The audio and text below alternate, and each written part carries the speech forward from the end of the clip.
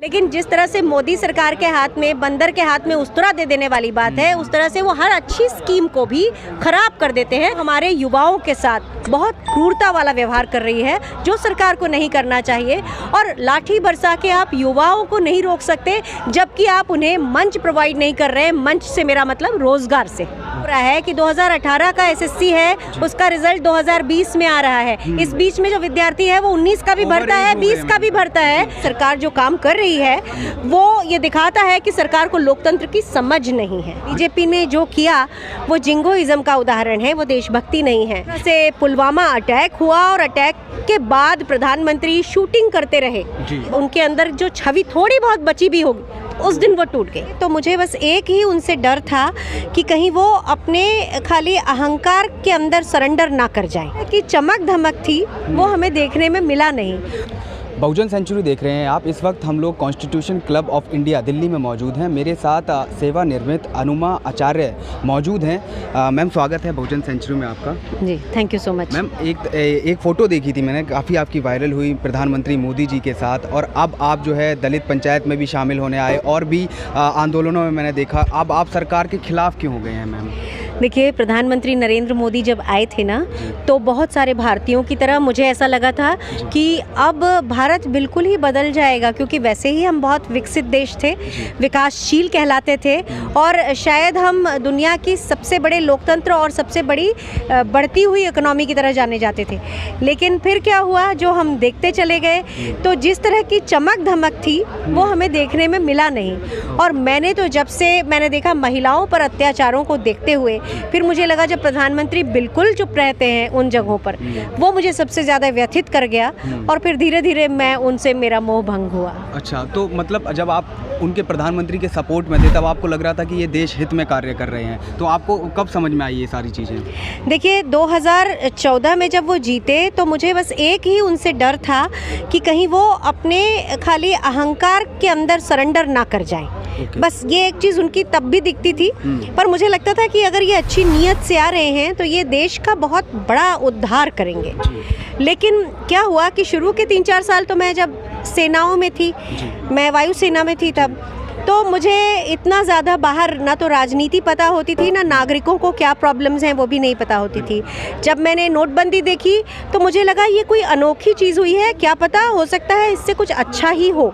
तो इस तरह से मैंने प्रधानमंत्री के बड़े बड़े जो उन्होंने ऐसे काम किए जिसको लोग, जो देश हमारा है जिसके कारण त्रस्त हुआ, उनका मुझे पहले अंदेशा नहीं था, मुझे समझ में भी नहीं आता था शायद। लेकिन जब मैंने बड़े डिसीजंस थे, आप बड़े डिसीजन थे, मुझे ये लगता था कि क्या पता, क्योंकि एक हमारे अंदर भावना होती है, हम किसी पर विश्वास करते हैं तो हम अपने आप के ऊपर ये रखते हैं कि नहीं, हमको कोई बेवकूफ़ नहीं बना सकता।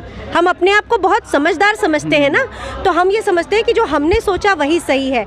लेकिन जब हमको दिखने लगता है तब भी हम अपनी शुरुआती समझ को ही सामने लाते हैं, नहीं हमने इन पे विश्वास किया, कैसे गलत हो सकते हैं। लेकिन 4 साल होते होते मुझे लगा कि बहुत सी चीज़ें हैं ऐसी जिसमें प्रधानमंत्री बिल्कुल चुप मार जाते हैं, और वो सारी चीज़ें जनता के सरोकारों से जुड़ी हैं। तब फिर मुझे उनसे लगा कि इनसे बहुत उम्मीद करना बेकार है। और फिर मैंने देखा कि जिस तरह से पुलवामा अटैक हुआ और अटैक के बाद प्रधानमंत्री शूटिंग करते रहे बहुत देर तक जिम कॉर्बेट में, उस बात ने एज अ सैनिक, क्योंकि हम सब सेना से जुड़े हैं, मुझे बहुत दुखी किया उस बात ने। और मेरी उनके अंदर जो छवि थोड़ी बहुत बची भी होगी उस दिन वो टूट गई। अभी मैं देख रहा हूँ मैम कि जो पहले ये सब बातें मुझे नहीं समझ में आती थी, लेकिन आजकल जो है बहुत सारी चीज़ें देखने को मिल रही हैं, जैसे देशभक्ति हो गई, राष्ट्रभक्ति हो गई। पार्टी जो है वो सर्टिफिकेट बांट रही हैं आजकल की कि आप देशद्रोही हैं, आप देशभक्त हैं। आपकी नज़र में मैम ये सब चीज़ें क्या हो रही हैं आजकल? देखिए, ऐसा है, एक शब्द होता है इंग्लिश में जिंगोइज्म, तो जिंगोइज्म देशभक्ति नहीं होती। बीजेपी ने जो किया वो जिंगोइज्म का उदाहरण है, वो देशभक्ति नहीं है।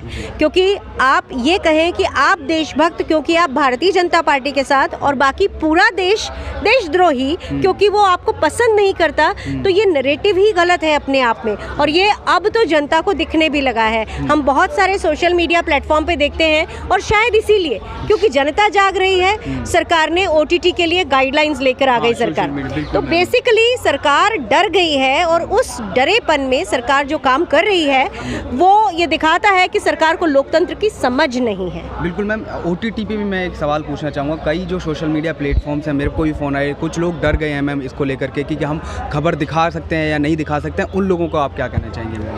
मेरा ये कहना है कि इस पूरे किसान आंदोलन को आप जैसे यूट्यूबर्स ने ही इसे खड़ा किया है, क्योंकि जिसे हम मेन स्ट्रीम मीडिया कहते हैं वो तो पहले ही अपने एडवर्टीजमेंट सरकार से लेकर और सरकार को बिक चुका है एक तरह से।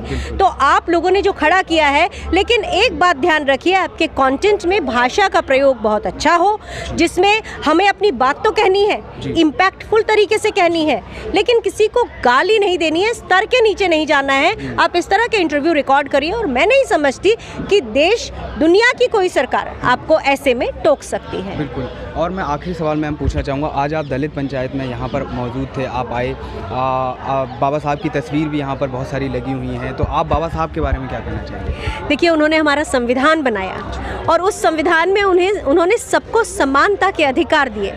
अब जो हो रहा है, सरकार जो कर रही है, वो उस लोकतंत्र का अपमान कर रही है। तो मेरा ऐसा मानना है कि जो दलित पंचायत है, जो किसान आंदोलन है, ये सारी चीज़ें अब इकट्ठा हों, सिंक्रोनाइज हों, और देश के लोकतंत्र को बचाने का ये माध्यम है। प्रधानमंत्री जी के शब्दों में, मैं आंदोलन जीवी हो सकती हूँ, लेकिन मेरे पास बहुत से और भी काम है जो मैं करती हूँ, और अगर उसे आंदोलन जीवी होना कहते हैं तो मुझे अपने देश के लोकतंत्र के साथ आने में कुछ भी कहलवाना मंजूर है। बिल्कुल मैम, एक और सवाल करना चाहूँ क्योंकि आर्मी से रिलेटेड है कि मुझे मैम 3 दिन से मैं कवर कर रहा हूँ SSC GD 2018 की वैकेंसी में जिन लोगों ने फॉर्म भरे थे कि हम आर्मी ज्वाइन करना चाह रहे हैं, हम देश सेवा करना चाह रहे हैं, तो उन पर मैम, उनमें से महिलाओं पर भी और लड़कों पर भी पुलिस ने लाठियाँ बरसाई। वो लोग बंगला साहिब में इस वक्त मौजूद हैं, शरण लिए हुए हैं, उनको कहीं और उनमें से कई लोग मैम BJP के कार्यकर्ता हैं, जो कि उनके पास फ़ोटो हैं, तब भी अमित शाह के ऑफिस के बाहर से उनको भगा दिया गया है। तो वो लोग ऐसे में मैम क्या करें?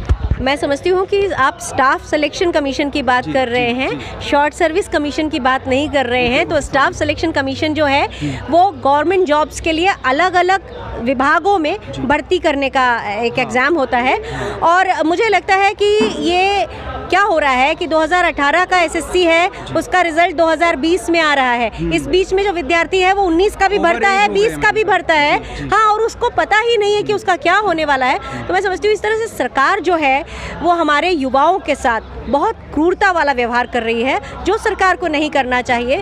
और लाठी बरसा के आप युवाओं को नहीं रोक सकते, जबकि आप उन्हें मंच प्रोवाइड नहीं कर रहे हैं। मंच से मेरा मतलब रोजगार से। रोजगार अभी सरकार आपको लगता है कि पूरी तरीके से नहीं दे पा रही, जो वादे किए थे वो पूरी नहीं हो पा रहे? पूरी तरीके की बात छोड़ दीजिए, रोजगार तो कितने सारे लोगों ने गंवाए हैं, और सरकार का इस तरफ इरादा भी नहीं है, क्योंकि सरकार जब कॉरपोरेट्स को ही सारे उद्यम बेच देगी तो कॉरपोरेट ही रखेंगे लोगों को, और सरकार उसका क्लेम नहीं कर सकेगी कि हमने रोजगार दिए। उन्होंने तो केवल बेचा है उद्यमों को। और मैम, जो उसके बाद आत्मनिर्भर भारत शब्द का इस्तेमाल आ रहा है, तो इस पे क्या कहना चाहेंगे मैम आप? मैं ये कहना चाहूँगी कि 2007 में पहली बार हमने FDI शब्द को सुना था, और तभी से ये कि फॉरेन कंपनीज़ को अगर हमारे यहाँ हम बुलाएंगे, मैन्युफैक्चरिंग फैसिलिटीज़ देंगे, तो ना केवल हमें उनकी टेक्नोलॉजी मिलेगी, साथ में हमारे यूथ को 30% लोगों को रोज़गार भी देना होगा। तो उस तरह से एक बहुत अच्छी पहल थी, लेकिन जिस तरह से मोदी सरकार के हाथ में, बंदर के हाथ में उस्तरा दे देने वाली बात है, उस तरह से वो हर अच्छी स्कीम को भी खराब कर देते हैं। मैं समझती हूँ अगर वो चाहते इतने मैंडेट के साथ, 303 के मैंडेट के साथ, वो क्या नहीं कर सकते थे, लेकिन पूरे देश को इस तरह से उथल पुथल में डाल दिया। इस बात